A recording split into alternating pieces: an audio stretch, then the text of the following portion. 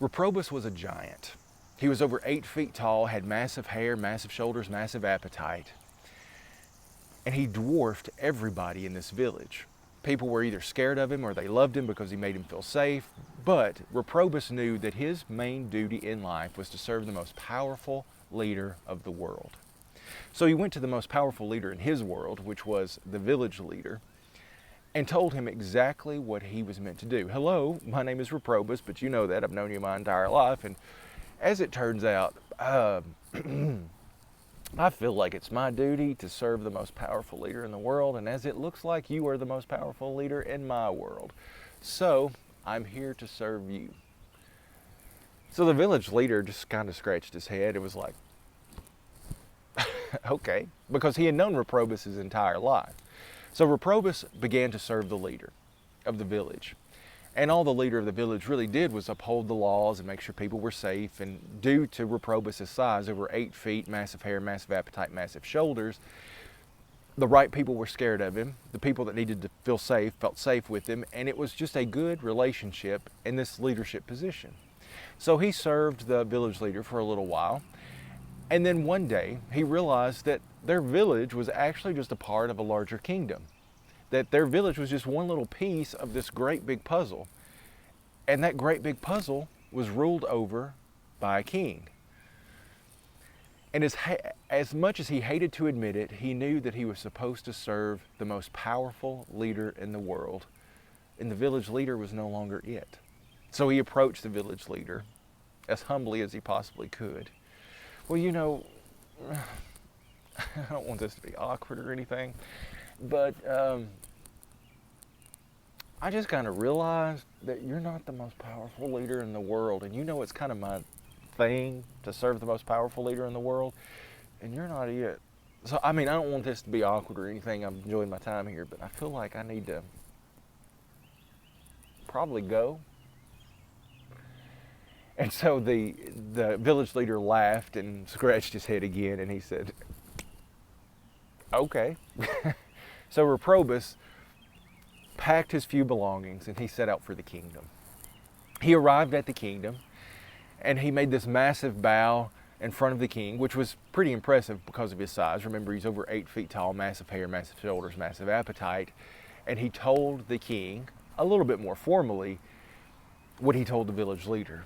My name is Reprobus, and I am here to serve the most powerful leader in the world, and as it turns out, you're it. And the king was like looking around and, okay, great. Because the king was kind of taken aback because Reprobus was so large. Again, over 8 feet tall, massive hair, massive shoulders, massive appetite. So the king knew what the village leader had known, that the right people would be scared of Reprobus and the people that needed to feel safe would feel safe with him. So it was a great asset to the kingdom. So the king welcomed him into his service. And he served the king happily. He did the king's bidding. He made sure things were under control. And it came the time of year, the king threw his annual fair and celebration where he invited people from all around the kingdom to come and celebrate and dance and drink and have a great time celebrating what it meant to be a part of his royal kingdom. And so Reprobus, like everybody else, was looking forward to the night because there was dancing and drinking and laughter, and he saw people that he had never seen before from different parts of the kingdom, and he saw familiar faces from his kingdom. And it was a great party to be had by all. The jester at the party came out to entertain, and he was, making people laugh, doing magic tricks, and he started to sing the song, and the song was about the devil. And as the jester began to sing the song about the devil, he noticed something. He noticed how the king was reacting, because every time the jester mentioned the devil, the king would make the sign of the cross. So the faster the jester spoke, the faster the king would make the sign of the cross. So Reprobus thought, maybe this king isn't the most powerful leader in the world, because obviously he's scared of this devil man, this devil thing.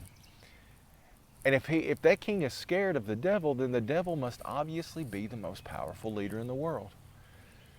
And it upset Reprobus, because he truly thought he was doing what he was meant to do, and he was serving the person he was meant to serve. And after the party, he thought about it, and he was upset, and he kept thinking about how the king reacted in the jester's song, and he came to the same conclusion that he came with the village leader. You're not the most powerful leader in the world. And if I'm to serve the most powerful leader in the world, I have to go find that leader. And it's not you. So with a little bit of fear in his stomach, he went to the king and he bowed before him and he said, Your Highness, I hate to break this to you, but you're not the most powerful leader in the world. He said it fast so it would just come out and he wouldn't stumble over it. And so the king just kind of, shook a little bit, and he said, I'm not the... And Reprobus said it again. No, Your Highness, you're not the most powerful leader in the world. Obviously, you're scared of the devil. I saw that at the party the other night, the way you reacted every time the devil was mentioned. So that tells me that the devil is the most powerful leader in the world, and that's who I'm to serve. So Reprobus went back to his little cell and packed up his few belongings, which were a little bit more than he came with. And he set out to find the next logical power in his life, and that was the devil. So he went to the little village town that surrounded the castle, and he asked people, Do you know the devil? No, I don't know the devil. He asked one woman, Do you know the devil? And she said, I've been married to the devil for 40 years. And he said, Well, I'm sorry about that. And he went and asked other people.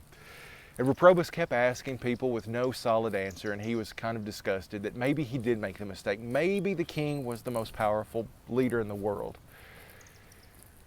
So kind of rejected, Reprobus started down this little alley, and he didn't see anybody when he walked down. The only thing he saw was a little flame over in a corner, and he started to walk by the flame, and he noticed there was this little man standing in front of the flame, wrapped in this cloak. He was kind of scared a little bit, and he thought, I've asked everybody else, I might as well ask you, do you know where the devil's at? And the little man's eyes got really wide, and the man said, I am he. Who are you? And Reprobus got excited because that's exactly what he was hoping to find. He had found the devil. And Reprobus said, My name is Reprobus. I'm here to serve the most powerful leader in the world. And I have a feeling you're it. And the devil laughed again. Yeah, I am the most powerful leader in the world, and you have come to the right place. I could use you. You're huge. You do some good work for me, I can tell it. You're going to be somebody in this town. So the devil was impressed with Reprobus' size, over 8 feet tall, massive hair, massive shoulders, and a massive appetite. So he set out to work for the devil, and the devil did the devil's work in the village. He caused corruption here and some drama there, and he got things stirred up, and Reprobus saw the power that the devil actually had. One day, the devil was like, Reprobus, I think we've done about all we can do here in this town. We've got some work to do in the next village over. That's where our duty lies. So they set out to the next village, and Reprobus knew when he worked for the king, he pretty much knew where all the major villages for the kingdom were. So he knew the roads and the maps and all that, and he knew how to get places.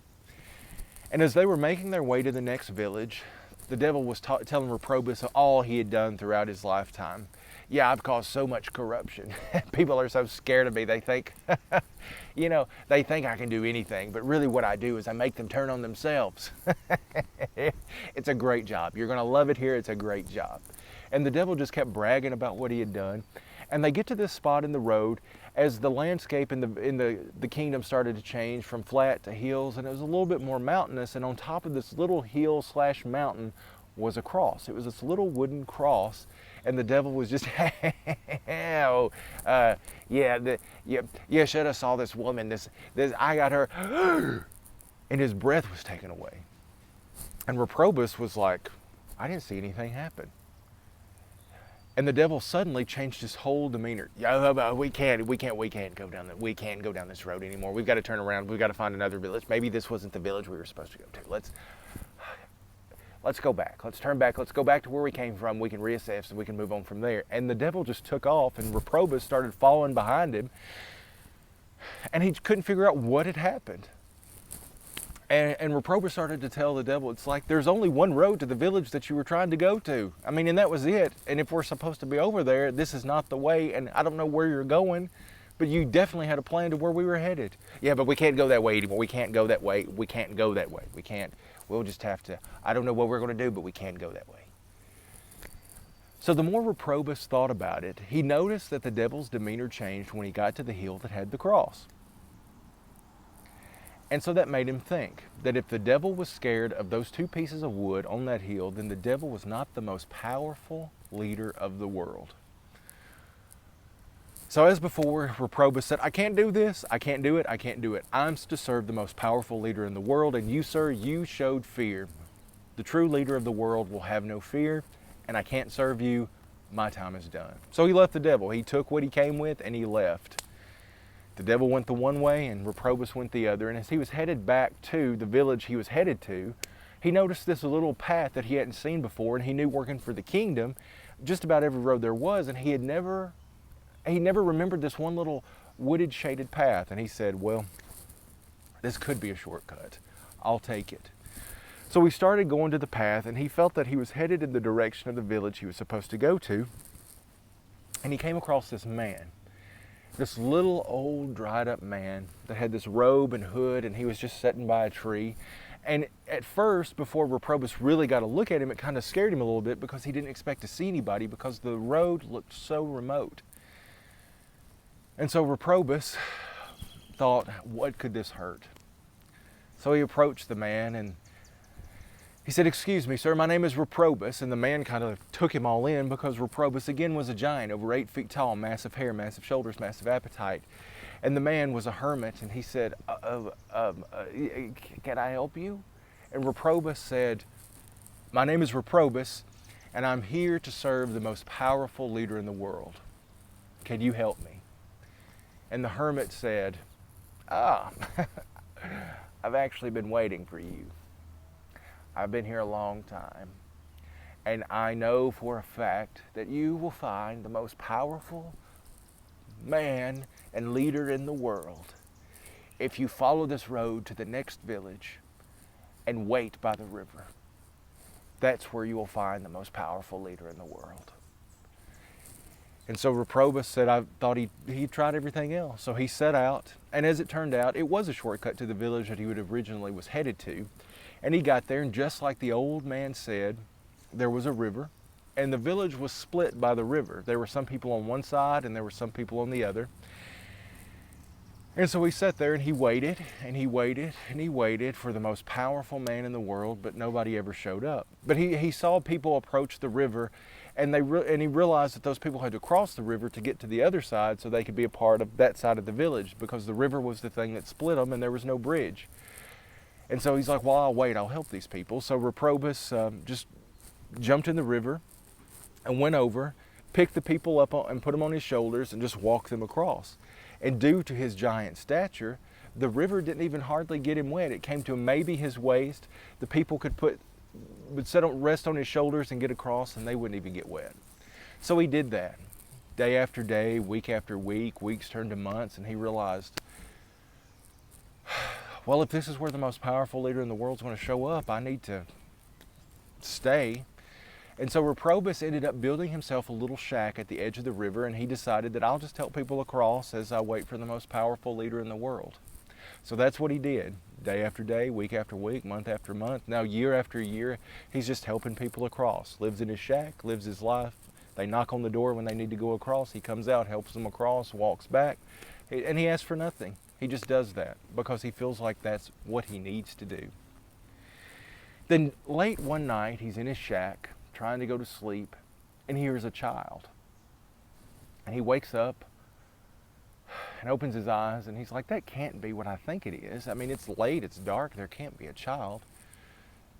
And then he closed his eyes to try to go back to sleep, and he heard it again. And then he looked out the window, and he didn't see anything. And then he tried to go back to sleep, and he heard it again. And finally he got up and went outside, and lo and behold, there was a child out beside his door. And he's, what are you doing here? Where are your parents? Like, it's late. Like, well, you have no business out here by yourself. What do you need? And the child was like, I need to get across the river. I need to get across the river. And he just kept saying he needed to get across the river. So Reprobus did what he did for everybody else. He picked the child up and put the child on his shoulders, and he put one foot in the river, The river was calm. It was a beautiful, clear night. And he put his other foot in the river and he started to cross. But as he started to cross, the river started to rage. It got stronger and stronger and stronger and stronger. And this child got heavier and heavier and heavier and heavier. He couldn't even hold him up. The river was pushing him one way and pulling him another. And as he got over toward the middle of the river, the water was so high at this point, he didn't even think he could breathe. And he's trying to hold the child up and he's trying to keep him safe. And finally he makes it across and he sets the child on the bank and he just crawls out of the river. He's out of breath. He's beaten. He don't know what happened. And he looks back at the river exhausted, and the river is as calm as it's ever been. And he's like, I don't know what's happening. And he looked and out of breath to try to find the child, and the child is gone. He is so puzzled. He don't know what's happened. And all of a sudden this huge bright light comes out of nowhere and he can't even look at it. He's trying to make sense of everything.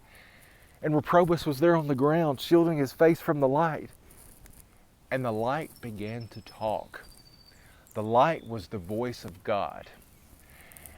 And God told Reprobus that the child he actually helped to cross the river was not just any child, but the child was the Christ child. And that as he made it across the river, he got heavier and heavier and heavier and heavier because Reprobus was bearing the weight of the world as Christ bared the weight of the world. And the river bounced him from side to side, took him here and there and pushed him, and Reprobus stood the test of the world as he carried its weight across the river, just as Christ had done in his lifetime. So as Reprobus was there on the ground, shielded from the light, God changed his name from Reprobus to Christopher. Christopher means Christ bearer, just as he bore the Christ child across the river. The giant known as Reprobus was no more, but the giant known as Christopher was yet to live. And Christopher got up, formerly known as Reprobus, and said that he has found the greatest leader in the world and he was at his mercy forevermore. So the light went away and there Christopher stood, 8 feet tall, massive hair, massive shoulders, massive appetite. And he crossed the river just as calm as it was when he put his first foot in to carry the child, went back to his shack, and that's where he lived the rest of his days. The king had passed away, the king that he had served, and a new king took over. And the king heard about this Reprobus, now known as Christopher, 8 feet tall, massive hair, massive shoulders, massive appetite. And the king came to Christopher and demanded that he bow to him because he was now in his royal service as Christopher had been to the previous king. And Christopher was like, no. I only bow to the most powerful leader in the world, and I know for a fact it's not you. So this new king was offended greatly and astonished that nobody would bow to his power. And so the king had Christopher killed. He was gone. He was no more. Hundreds of years have passed. Generations and generations and generations have passed. The shack is gone. There's a bridge to get people across the river. But the only thing that lets the world know that Christopher lived are the stories that people tell about him. So hundreds and hundreds and hundreds of years after Christopher's death, people still tell stories about the man, the giant that lived by the river that carried people across. They still tell the stories of the Christ bearer, Christopher. But Christopher is not just Christopher. Christopher is actually Saint Christopher. Saint Christopher is the patron saint of travelers and motorists. So since his life and his helping people in that small village, hundreds and hundreds of families, people, generations later, look to Saint Christopher as they embark on their journeys for safety and safekeeping as they cross the rivers of their lives and bear the weight of their world.